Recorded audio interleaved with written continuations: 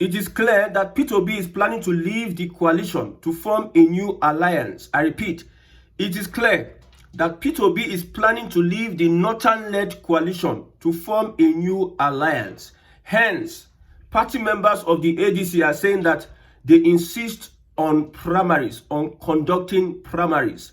And we know what primaries will result to. It will result to Atiku becoming the flag bearer of the coalition. Atiku becoming the flag bearer of the coalition. No show for a Southern candidate, Southern presidency for the coalition. Now, some officials of the ADC are saying, even if we are going to zone the ticket to Southern Nigeria or a Southern president, we prefer a Goodluck Jonathan to Peter Obi. They prefer a Goodluck Jonathan to Peter Obi. One of the reasons why Peter Obi may be thinking of leaving the coalition for now to get on a new political party or a new alliance. Labour Party chairman Julius Abure was seen having a meeting with Wike of all people. Labour Party that Peter Obi says, I belong to Labour Party. See confusion everywhere. Having a meeting with a Wike. Now, Edo State governor having a meeting with Wike. I told you, if I'm asked in an examination, 3 levels of government, I will tell you that the presidency executive is being headed by Tinubu. The legislature is being headed by Akpabio. And the judiciary is being headed by Wike. Former Bayelsa governor Siriake Dixon said that most of these politicians are writing election results to give to INEC commissioners to announce. The reasons why people are leaving their parties for the APC is so that they can get cover, police cover and INEC cover on how to rig elections. So when you see a Labour Party chairman meeting a Wike and some other governors meeting a Wike, tells you a lot. Now, it is so unfortunate that at the end of the day, the plan to make sure Peter Obi does not get a party to run on may be a reality. These guys may succeed in making sure that Peter Obi does not have a party platform to run on. Looking at the North and South development, like I said, it is a Southern presidency that we are pushing for from Southern Nigeria. And Southerners will do everything they can to make sure that they achieve that aim. As an Igbo person, I'm not so desperate about a Peter Obi becoming president. I'm not desperate. Personally, Peter Obi, he has taken a lot of steps. He has not taken charge. He has not been so aggressive when it comes to politics. Look at the 2023 elections. After they announced Tinubu winner, people were ready to carry out a revolution. Peter Obi came out and said, calm down, calm down, calm down. We will go to the court. We will follow the right processes. Now, you need to understand the kind of persons and people you are dealing with. These people do not value the rule of law. They do not value human lives. They do not value the constitution and due process. They can manipulate everything. Like a saying that says, anything that APC touches, it contaminates. So understanding this kind of people, you have been in the corridor of power for a very long time. And you are not allowing Nigerians to exercise their, when it is hot, when Nigerians come out and protest. The announcement of somebody who we don't really understand how the process worked under INEC. Now, the person has assumed power as the commander-in-chief of the armed forces. And you think, well, I said some people don't know Bola Ahmed Tinubu. You don't know him. So I will not kill myself over a presidency of a Peter Obi because he's an Igbo man. If he doesn't get it right, I will dwell with a Southern presidency. Because as it looks now, Peter Obi seems to be an orphan. Don't listen to what all these guys are saying. Look at this Buhari's issue. I was talking about Buhari's death before something. The message, I had that insinuation. I'm looking at it critically that Peter Obi may become partyless or may even accept second fiddle. And if Peter Obi accepts second fiddle as vice president, his career is finished with the obedient movement. Now, his aim is to get that ticket in the ADC. And it looks critically, as it stands, it seems P2B is not getting that ticket. Atiku is the one getting that ticket, especially with the death of Buhari. Now, the North seems to be so powerful. Sorry, the coalition, the Northern Fulani-led coalition seems to be so powerful that they think they have accumulated all the supporters of Buhari, 12 million supporters, and even more, to join the ADC. So P2B, well, I don't know. The Labour Party has said it has thrown its own options open. P2B is not their automatic presidential candidate. That very soon, in their own neck meeting, they will expel the P2B. Yes, that's what the Labour Party said. And they mean what they are saying. And having to see an Abude with a Wike having a meeting, and they come out to take pictures and they post it online, tells you a lot about the power play under this current system, this current democracy, this thing we call democracy. Now, almost all Southern governors, Southern politicians are being bullied to join the APC. Look at Osun State Governor. The federal government is refusing to release local government funds after playing politics on making sure that the local government elections does not have head. The APC now then caused the problem of local government chairmen not having head. And as they cause the problem, then that take that problem as excuse for them not to send local government funds to Adeleke. Now, for Adeleke to secure the bag, he has to go and meet Tinubu during the Salah time. Now, he has passed his medicals. A PDP governor is being forced using politics. When you tell people now, they will say it is politics. My brother, they are stealing your conscience. They are destroying your future. And you say it's politics. So far, people use politics to destroy your democracy, to destroy good governance, to destroy free will and your fundamental human rights. So far, they use democracy to destroy it, or politics to destroy it. You are okay with that. Adeleke now is a bona fide, see, all this one, Adeleke is a bona fide APC governor now. The same Adeleke is being used to tackle an Aregbesola. Look at what he said about Aregbesola, one of the worst governors in Osun State, which is debatable. Aregbesola, one of the worst governors in Osun State, is debatable because maybe they don't give a template of what he will do in Osun State to discourage Aregbesola. Because Aregbesola, as a be, he hot. He was in his state campaigning against Bola Ahmed Tinubu. You see the video. Southwesterners are shocked at what Aregbe is doing in Yoruba land. They are shocked. This man, that's my personal opinion, he's somebody I see that, if not for the fracas or the misunderstanding between them, which I believe in the end they will reconcile, no be politician. Look at Fubara now. Fubara and Wike. Nobody really represents the people. It is their pecuniary interest or their personal interest that they are representing. At the end of the day, they go find a way to settle amongst themselves. That is the reality here. So I pity for a P2B. You see, from now till 2026, since the APC under Tinubu that P2B refused revolution on, people protesting against that announcement, Tinubu they're in charge of governance. He don't control the agencies, especially INEC. If P2B is being pushed out of the party because he is between the devil and the deep blue sea, if you collect vice presidential candidacy, they will desert you. If Atiku emerge from Northern Nigeria, Southern Nigeria will not support that candidacy. How would a P2B do it? Now he don't enter fire. So it's better he leaves the party if he can reconcile with Labour Party. But Labour Party is already compromised. Yes, we can see the handwriting on the wall, already compromised. So what does he do again? Forms a new party. Now you have to form a new party. That is if INEC don't play Nigerian politics on you.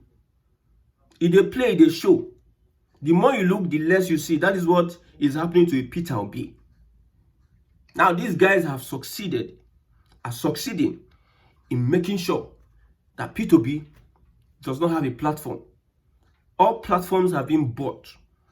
These people have Tinubu is playing the politics. People say they even shock at the politics Tinubu is playing.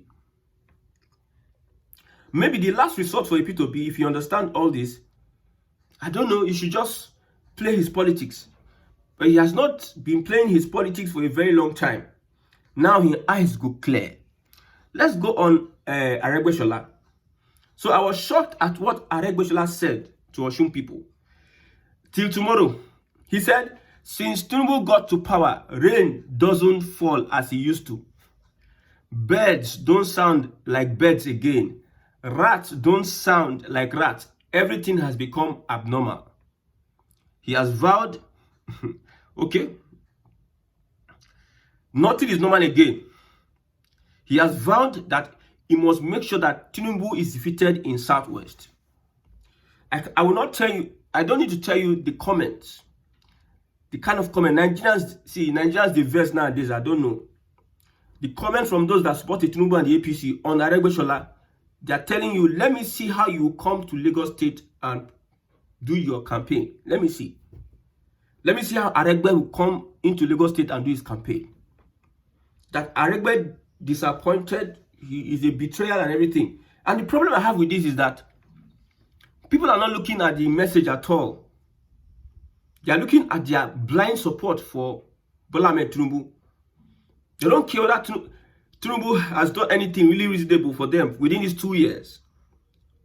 With empty and failed promises, Nigeria is not better. I met an APC supporter, somebody that carried ABC on their head. The person was telling me he's disappointed in Tinubu, that he cannot sleep anymore because the pressure on him, the load he has, the bills he needs to settle is making him have sleepless night. All of a sudden, Tinubu came in and everything changed. That's why I'm saying Tinubu has to restructure Nigeria. Because it's either he goes down in history as one of the... You see, like I said, because of social media, I don't think there's any Nigerian president living today that will be remembered for good. I don't think that there's any Nigerian president that is living or leader. Because those days when we have Abiola and co, they can tell us Abiola was the hero, this person was the hero. We don't have social media to checkmate them. But thank God for social media. There's nothing like Ibadan media anymore. That you come and package something and you are the only source of information. Gatekeeping, the gate, we have so many gatekeepers. Now people are look at how Elon Musk used his platform to campaign for, you know how powerful social media is. Use his platform to campaign for Donald Trump and how it went. So social media, I don't think there's any leader anymore that has any legacy. I don't think any leader, any legacy that cuts across the four corners of Nigeria. You can see people who have legacy. Till tomorrow, I can stand on that legacy. And these people, it seems it is Awolowo. Mike Okpara tried a bit, but Awolowo, the legacy is clean and clear. It is evident. Even if people having banter on social media, you banter me, I banter you. You banter me, I banter you. They'll tell you that Awolowo's education is a waste. They know that Awolowo had a legacy. It is evident. But there's no leader alive today that we can point to a legacy. This one now, this man legacy. Or we can say, this legacy, now you get it. There's none. And we're here looking at ourselves today. So as it is, it's going to be a 2007 of propaganda, left, right, center. And let me tell you, before you worry yourself, the APC is having 2027. I don't know if you are passionate or you're emotional about anything. Politics is not about emotions. It's about what is going on ground. As we speak, I told you that if Atiku does not, if the ADC, because Atiku now get ADC, if Atiku does not give a Sultana that ticket, he is going to fail 2027. And the only popular persons we have today is Peter Obi, Tinubu, and Atiku. Peter Obi joining the coalition. Maybe they are deceiving him to tell him, because at the end of the day, I know the Labour Party, I know the APC. Now, una carrying ourselves, have people are, You people are taking and making decisions on behalf of the people that are supporting you. So whatever we see, we can deduce what is going to happen in the future. So as it is now, it seems Tinubu is coasting home because there's nothing that will happen for a Fulani-led Northern coalition to take over the reins of authority 2027. You can think about it 2031 because we are on a mission to restructure Nigeria. If we do not achieve that mission, if we do not, see, we have templates left, right, and center. We must follow it gradually, step by step. We can't afford to let, okay, if Atiku enter power, what is he going to do? Okay, he appoints people from Igbo land, he appoints people from Yoruba land, he appoints federal appointments, federal character, and this and have you. So what else is he going to do? All these funds they are spending, everybody wants to have access to the treasury. All this money they are spending for mobilization, for influencers, for this, for moving one place, campaign left and right and center. How much would their salary as president, would it pay it off? How much do you think that these guys spend moving from one place to another, meeting, having special assistant, forming the logo of the party, contributions left, right, center? For them to win the election is another burden on Nigeria. They'll start to loot and loot and loot to their satisfaction, to recoup their monies. They'll do so. So what is different between an article? Restructuring Nigeria. A certain president needs to come in and restructure. Even if a P2B is being used as the presidential candidate, I prefer P2B to win the elections. Why? Now, there are some vital information that Nigerians need to know about their leaders. So many things are hidden and we don't know. So many things are just hidden. Like, we are not aware of what is going on in the country today. They just turn Nigeria to cult or cultism. Secret information that they hold within themselves. Till today, nobody will tell you who killed Abiola. Nobody is going to come out and tell you who killed Abiola. They put it, they hide it among themselves. Now them, they circulate them among themselves. And it's very, very unfortunate. If P2B is there, a lot of things will be revealed. This guy is as sincere as whatever. This guy is going to make sure that he exposes some of these things. So the big men, in quote, the elite doesn't want Obi to have that presidency. The average class want, but the elite would not want. They will want an Atiku or a Tinubu who will continue in that their system of favoring them and them alone. They carry crumbs and give you. All of a sudden, Nigerians cannot they don't have good health care. They don't have water, good water. But the big men are having everything. They are even becoming richest in Africa, richest in the whole world. While the country that they are leading becomes poor and poorer when it comes to infrastructure. Look at other roads, inward roads in Nigeria that are in bad and dilapidated state. But we carry all our energy and go and fix on a coastal road. Upon that coastal road, we borrow $7 million on it. So at the end of the day, who does it benefit? So a P2B there would also hit the elite. P2B in power will reduce the functionality of the elite, the powers of the elite. That's why I want P2B to be there. That restructuring is going to make sense. For instance, now, I told somebody that, okay, today, Nigeria divides or restructured. You have Biafra, you have Oduduwa, Nigeria restructures. The same problems we have, there are unique problems we have as a country in Nigeria. It will be reflecting in these various small nations. The elite, the class society. Class society is the top and bottom. That is how Nigeria is being organized. Rich, poor. Then the poor become servants. So this thing will be replicated in our various Yoruba nation, our various Igbo nation or Biafra, Ijo nation, where the rich will prey on the poor. So a P2B presidency will be instrumental to reduce the powers of the so-called rich, in quote. And there's another form of restructuring. I tell you, if not for P2B, let Tinubu continue. Tinubu continue, your constitutional amendment, continue all the things you are planning to do that we cannot reveal now until you people reveal it yourself. We cannot reveal it now because Northerners, they go crazy. I tell you, they go crazy. We are not talking about good governance in Nigeria. If you are thinking about good governance, Nigerians don't want good governance. So I've stopped fighting for good governance for people. We are heading towards restructuring. Whatever the elite can try and do for you, should be any small thing they share rice for you. Look at the last election. They are sharing 2 delicates of rice and whatever. Is it chicken or whatever? Just they are sharing it. Just last election. So whatever they like, they will do anything that will benefit the masses. But whatever it is they are doing, it is majorly benefiting the elite. In Nigeria, if you have a lot of money today, you benefit. Look at Dangote. What he's going to build, I think in Ogun State. What he's going to build in Ogun State, Dangote, because he has a lot. He made money from the refinery. You that don't get money to even feed yourself, how do you survive in a country that preys on poor? So, however, it is all the same. Like I said, P2B does not get that presidency. Forget about it, Northern Nigeria. There's nothing you people can do. There's nothing. I trust it. I'm very sure about it.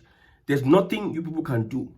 We need to restructure this country. That's why we need a Southern presidency from now to 2031.